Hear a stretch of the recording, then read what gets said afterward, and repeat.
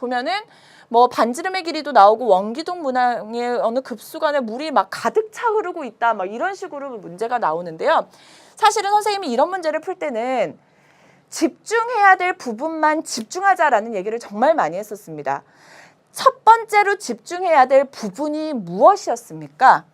바로 식입니다. 식. 머릿속에 식은 꼭 들어있어야 되고요. 자, 두 번째 이런 문제를 풀 때 집중해야 될 건 뭐냐면 양의 상수이다. 그리고 단위 이런 것들은 아주 고난도 문항에서만 중요하지 단위 같은 것은 너무 집중할 필요가 없고 상수라고 주어진 것은 대입하는 게 아니다. 그러니까 대입을 안 해도 돼요, K는. K는 대입을 하지 않는 거야. 그러면 대입해야 될 것은 V, VC, RX 정도다라는 것. 그러면 V, VC, RX가 무엇인지만 확인하면 돼요. 여기까지 이해되시죠? 그 다음 여러분이 확인해야 될 건 뭐냐면 발문을 이제 보는 거예요. 발문을 봤을 때 식을 바로바로 대입해서 답이 나오는 문제가 있고 아니면 비교해야 되는 문제가 있습니다. 이 문제 한번 볼게요. 벽면으로부터 중심 방향으로 아래 23분의 27만큼 떨어진 지점에서의 물의 속력이 중심에서의 물의 속력의 2분의 1일 때라고 했습니다. 어떤 것의 2분의 1일 때라고 했죠. 그러니까 기준이 있고 거기에 대해서 2분의 1이라는 얘기가 나오는 거예요. 또 아래 A만큼 떨어진 지점에서의 물의 속력이 중심에서의 물의 속력의 3분의 1이다. 자, 몇 가지 조건이 들어있습니까? 두 가지 조건이 들어있죠. 두 가지 조건이 들어있을 때는 여러분 헷갈리면은요. 뭐를 해주는 게 좋습니까? 표를 만드세요. 차라리. 표가 익숙하지 않은 학생은 이 글에다가 그대로 이제 한번 입혀볼게요. 제가. 자, 우선은 우리가 식이 두 개가 나올 거고 여기에 대입을 하는 문제구나. 그러면 이러한 문자들이 의미하는 게 뭔지 알아야 되겠다. 그래서 여러분 문제를 보면 VC가 뭐라고 되어 있냐면 잘 읽으셔야 돼요. 자, 중심에서의 물의 속력입니다. VC. 중심에서의 물의 속력이고요.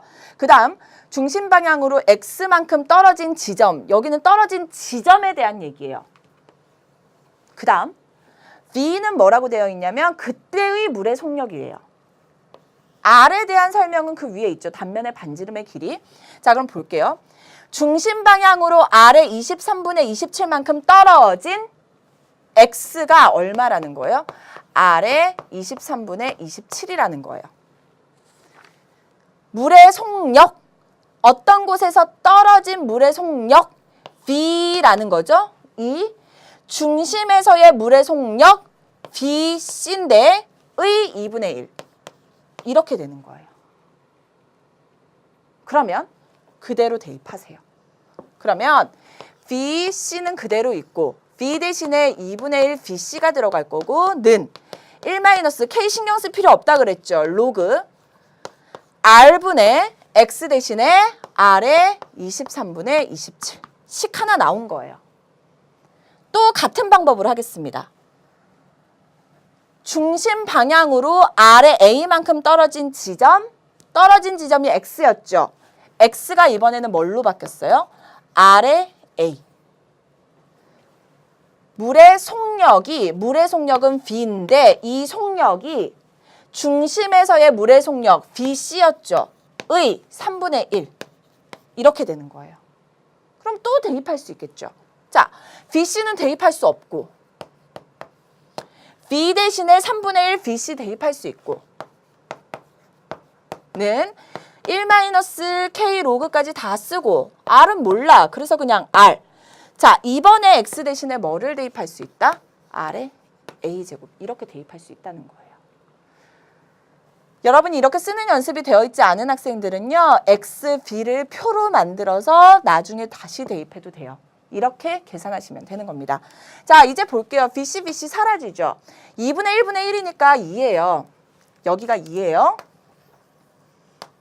1 빼기 2하고 이거 반대로 보낼까요? 그러면 어떤 식이 나옵니까?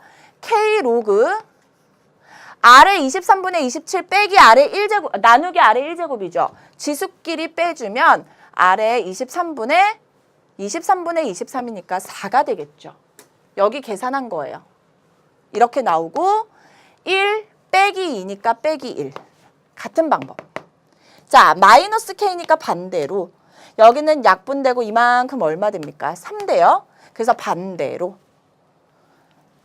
여기는 아래 1제곱이죠. 따라서 그대로 쓸게요. 마이너스 넘어가서 플러스 로그 아래 얼마가 됩니까? A-1이겠죠. 은 1 빼기 3이니까 빼기 2. 두 개 써놓고 쳐다보세요. 막 째려봤어요. 어떻게 됩니까? 곱하기 2 하면 마이너스 2가 되죠. 따라서 2배 하는 거예요. 2K 로그에 아래 23분의 4는 K 로그 아래 A-1. 여러분 목표를 잘 생각하셔야 돼요. 목표는 A를 구하는 거예요. 자, KK 우선 사라지죠. 그러면 로그 같으니까 2가 어디로 갈까요? 여기로 올라갈 거예요. 그러면 로그도 같죠. 따라서 아래 23분의 4의 제곱은 아래 A-1. R 같으니까 지수끼리 비교할게요. 23분의 2, 4, 8은 A-1. 따라서 A는 1 넘어가면 23분의 얼마? 31이 나오게 되는 겁니다. 계산이 어렵습니까? 이 정도 계산은 사실은 지수로그 계산에서 자주 나오는 계산이죠. 정답 몇 번이에요? 선생님 여기다 써드릴게요.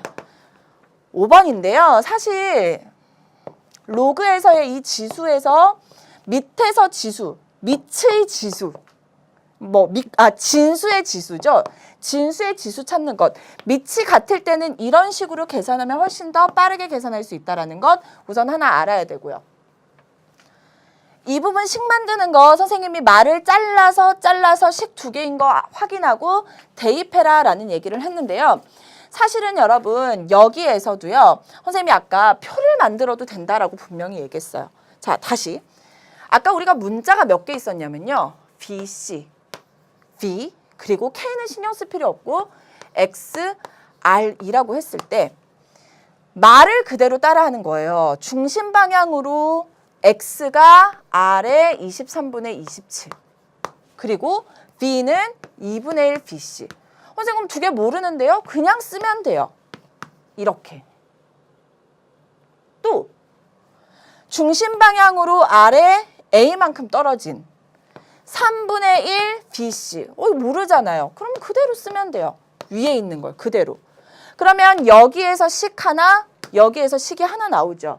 그래서 2개 그대로 대입해서 아까처럼 문제를 해결해 나가시면 되는 거예요. 실생활 활용 문제는 선생님이 이런 얘기를 굉장히 많이 했었는데요. 실생활 활용 문제는 절대로 연계될 수 없다. 왜? 새로운 문제가 무조건 출제되게 되어 있다. 그렇지만 실생활 활용 문제는 연계라고 얘기할 수는 없지만 우리가 모든 문제를 다 이런 식으로 해결을 해왔습니다. 연계문항 그리고 기출문제에서 우리는 계속 이렇게 연습을 해왔거든요.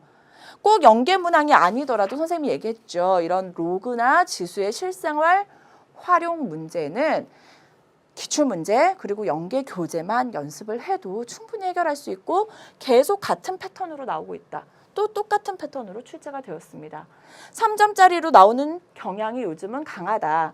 그래서 3점짜리로 출제가 된 거고요. 그래서 이렇게 우리가 연습을 한번 해봤습니다. 자, 이제 다음 문제 가야 되는데요. 11번 문항입니다. 11번 문항은요.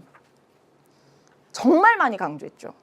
이거는 뭐 아무리 강조해도 지나칠 것이 없을 만큼 강조를 했었어요. 문제를 우선 보여드릴까요? 자, 다 지우고 11번 문항 갈게요.